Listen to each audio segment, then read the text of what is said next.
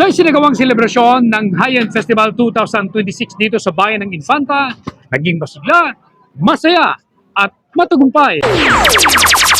Bongga, masaya at masiglang ipinagdiriwang sa bayan ng Infanta ang High-End Festival 2026 kasabay ng ika-417 na anibersaryo ng pagkakatatag ng bayan na naglalayong itampok ang kultura, tradisyon at kakayahan ng mga infantahin kasabay ng pagpapasigla ng lokal na ekonomiya. Pinangunahan ni Infanta Mayor L.A. Ruanto ang naturang selebrasyon na nagsimula noong Abril 20 at natapos kagabi nitong Abril 29. Tampok ang magkakasunod na aktibidad sa ilalim ng temang hayin o handog ay yaman ng mga infantahin na samot-saring programa ang ikinasa ng lokal na pamahalaan na pinasaya nito ang mga residente pati ang mga dumayo at nakiisa mula pa sa mga karatigbayan at iba pang lugar. Ayon kay Mayor L. Ruanto, layo ng pagdiriwang na ipakita ang mayamang pamana ng bayan at mabigyan ng pagkakataon ang mga lokal na talento at negosyo na maipamalas ang kanilang kakayahan, husay at galing ng mga infantahin.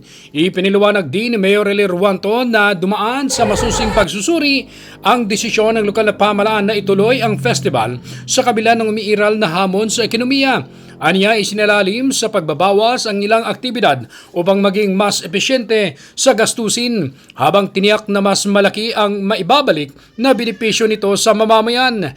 Binigyan din ng alkalde na mahalagang papel ang ginagampanan ng festival sa paglikha ng economic activity, lalo na para sa mga micro, small, and medium enterprises sa bayan. Malaking pasasalamat natin. It's indeed very successful. Masasabi po natin na talagang na-showcase, na ihayin natin sa sambayan ng Pilipino yung galing, husay, at kabaitan o generosity rin po ng mga infantahin. Kaya tuwan-tuwa po tayo dahil bagamat krisis, bagamat tight po yung budget na iraos po yung ating High-End Festival 2026. Ito naman masabing bongga talaga dahil yung pinaghandaan namin sa original plan, 3 beses nabawasan ng activities. Ano po?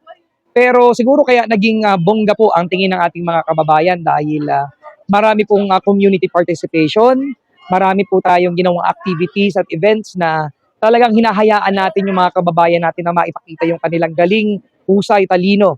Kaya po, ito yung isang pinakamahalaga, ma-showcase yung galing ng infantahin. That's the very essence of what High-End Festival is. Isa rin ang food bazaar sa harap ng munisipyo na dinadayo ng mga local tourist na buhay ang gabi ng Municipal Plaza dahil sa mga sunod-sunod na aktibidad kagaya na lamang ng Zumba Fitness Competition, Street Dance Showdown Competition, Fireworks Display na nagniningning ang gabi ng selebrasyon, Singing Competition, PWD Ka Talent, Grand Parade, Araw ng mga magsasaka at mangingisda, Sports Competition, pinasanayan din ang itatayong mall, pagbibigay saya ng kilalang banda na River Maya, nahataw sa rakrakan at tugtugan, celebrity-friendly basketball game na nagpapakilig sa mga fans nito at marami pang iba.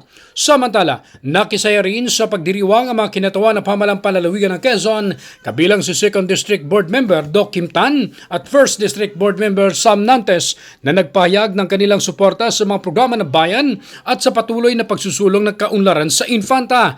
Ayon naman kay Mrs. Shera Cecilia Piñamante, Tourism Officer ng nasabing bayan, ay fully booked ang mga hotels at mga tourism establishments ng kanilang bayan sa panahon ng selebrasyon ng High-End Festival na libo-libong mga turista na dumagsa sa kanilang lugar. Ang High-End Festival po so far ay kahit po nag-tone down po tayo ng mga events, marami pa rin pong pumunta, marami pong nakisaya, marami pong nakikain, nakinig, nanood ng ating pong iba't ibang palabas sa plaza. At ganun din po sa ating auditorium sa Barangay Kumon. At bukod po dito ay meron din po tayong mga free High-End Festival activities na marami din po ang nakisaya at pumunta. So, para sa akin po, at tingin ko naman ay evident naman po iyon na successful pa rin po ang ating High-End Festival kahit na may mga events po tayo na dinifer dahil nga po sa austerity measures na utos po ng ating Pangulo. Inihayag naman sa mga concessionaires ng Food Bazaar na mas doble umano ang kita nila ngayon sa kanilang mga panindang pagkain kumpara sa nakarang taon, kagaya na lamang ni na Charlotte Suliano, may-ari ng kainan sa Parang at pagkain shawarma na suwak sa panlasa ng mga kabataan na pagmamayari naman ni Mr. Mark Harris sa Pradillada. Ikinuwento rin ni Suliano at Pardillada na malaking faktor ng malaking pagbabago sa municipal ground. Ganon din ang napakagandang disenyo ng dekorasyon na nakahatak na sa mga customer. Sinabi naman ni Police Major Fernando Credo na siyang hepe ng Municipal Police Station na generally peaceful ang pagdiriwang ng kapistahan at minor incidents lamang ang mga nagaganap dahil na rin sa tulong ng mga force multiplier sa lugar na mahigpit na binabantayan ang bawat sulok na kung saan ginaganap ang mga aktibidades. Hayin Festival ngayong taong 2026 dito sa Infanta, Quezon ay naidaos natin ito ng isang maayos at matiwasay. No? Mapayapa ang naging resulta ng ating fiesta ngayong 2026 dito sa Bayan ng Infanta. Patuloy namang hinihikayat ng lokal na pamahalaan ng publiko na patuloy na makiisa sa anumang aktibidad na inaasahang higit pang magpapalakas sa turismo at kabuhayan ng mga mamamayan. Mula rito sa Bayan ng Infanta, lalawigan ng Quezon, ako si JR Narit, naghahatid ng mahalagang impormasyon at balitang totoo.